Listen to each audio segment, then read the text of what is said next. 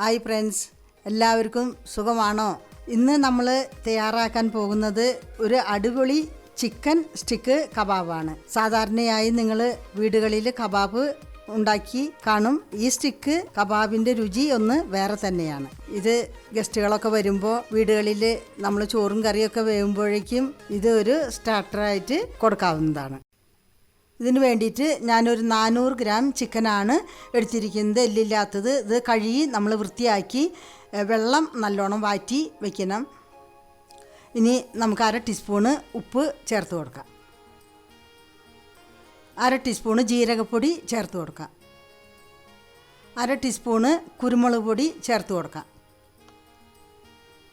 1/4 teaspoon മഞ്ഞൾപ്പൊടി ചേർത്ത് കൊടുക്കാം. 1 ടീസ്പൂണ് മുളക് പൊടി ചേർത്ത് കൊടുക്കാം. 1 ടീസ്പൂണ് മല്ലിപ്പൊടി ചേർത്ത് കൊടുക്കാം.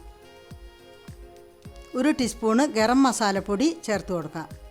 ഇനി 2 ടീസ്പൂണ് ഇഞ്ചി വെളുത്തുള്ളി അരച്ചതാണ്. ഇനി ഒരു മുറി നാരങ്ങ നീര് പിഴിഞ്ഞ് കൊടുക്കുകയാണ്. നിങ്ങൾക്ക് വേണമെങ്കിൽ ചൊറുക്ക 1 ടീസ്പൂൺ ഒഴിച്ച് കൊടുത്താലും മതിയാവും. 1/2 ടീസ്പൂണ് സോയാ സോസ് നമുക്ക് ചേർത്തി കൊടുക്കാം. ഇനി 2 ടീസ്പൂണ് കോൺഫ്ലവറാണ് ഞാൻ ഇട്ട് കൊടുക്കുന്നത്. നിങ്ങൾക്ക് വേണമെങ്കിൽ 1 ടീസ്പൂണ് മൈദയും കൂടി ചേർത്ത് കൊടുക്കാം. ഞാൻ മൈദ ഇട്ടിട്ടില്ല. ഇനി നന്നായിട്ടൊന്ന് മിക്സ് ചെയ്ത് വയ്ക്കാം.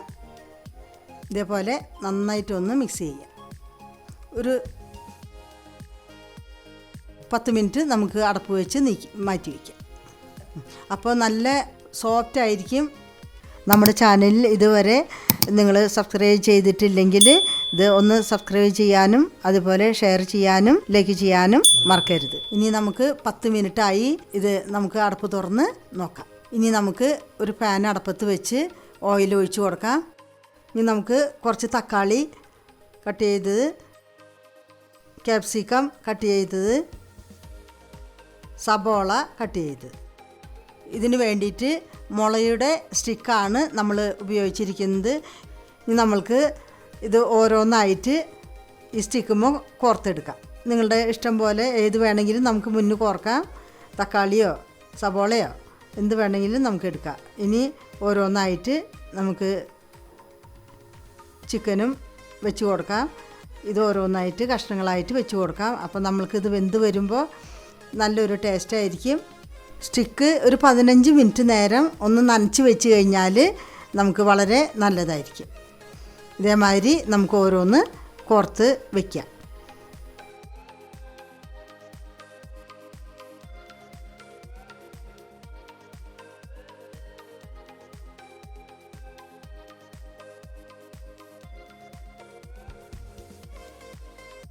ഇത് നമുക്ക് ഓരോന്നായിട്ട് എല്ലാം റെഡിയാക്കി വയ്ക്കാം. അങ്ങനെ ഇതായി കഴിഞ്ഞു. ഇനി നമുക്ക് പാൻ വെച്ച് ഓയിലൊഴിച്ച് ഇതേമാതിരി ഓയിൽ ചൂടായി കഴിയുമ്പോൾ ഓരോന്ന് വെച്ച് കൊടുക്കാം. ഒരുപാട് നമ്മൾ തീ കൂട്ടി വയ്ക്കണ്ട, ഒരു മീഡിയത്തിൽ വെച്ചാൽ മതി. അത് കഴിഞ്ഞ് അടി മൊരിഞ്ഞ് വരുമ്പോൾ നമുക്കിത് മറിച്ചിട്ട് കൊടുക്കണം. നല്ല പോലെ മൊരിഞ്ഞ് വന്നാൽ നമുക്ക് ഉള്ളിയും സബോളയും അതേപോലെ തന്നെ തക്കാളി ക്യാപ്സിക്കം ഒക്കെ മൊരിഞ്ഞ് വരുമ്പോൾ നമുക്ക് ഇറച്ചിയുടെ കൂടെ കൂട്ടി കഴിക്കാൻ വളരെ ടേസ്റ്റായിരിക്കും. ഇതേമാതിരി നമുക്ക് മൊരിഞ്ഞ് കിട്ടണം. അപ്പോഴാണ് നമുക്ക് നല്ല രുചി ഉണ്ടാവുകയുള്ളൂ. മൊരിയുന്നവരെ നമുക്കൊന്ന് മറിച്ചിട്ട് കൊടുക്കാം. ഇത് ഇങ്ങനെ ഉണ്ടാക്കാൻ അറിയാത്തവർക്കും വേണ്ടിയാണ് ഞാനിത് കാണിച്ചു തരുന്നത്. ഇത് അതിൽ നിന്നും കോരിയെടുക്കാം. അപ്പോൾ നല്ല പോലെ നിങ്ങൾക്കിത് ഉണ്ടാക്കിയെടുക്കാം. നമ്മുടെ സ്റ്റിക്ക് കബാബ് റെഡിയായി കഴിഞ്ഞു.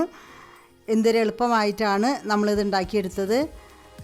ഇനി വീഡിയോ ഇഷ്ടപ്പെടുകയാണെങ്കിൽ നിങ്ങൾ ലൈക്ക് ചെയ്യാനും സബ്സ്ക്രൈബ് ചെയ്യാനും കൂട്ടുകാർക്ക് ഷെയർ ചെയ്യാനും മറക്കരുത്. ഇനി അടുത്തൊരു വീഡിയോയുമായി നമുക്ക് വീണ്ടും കാണാം. അതുവരയ്ക്കും ബൈ.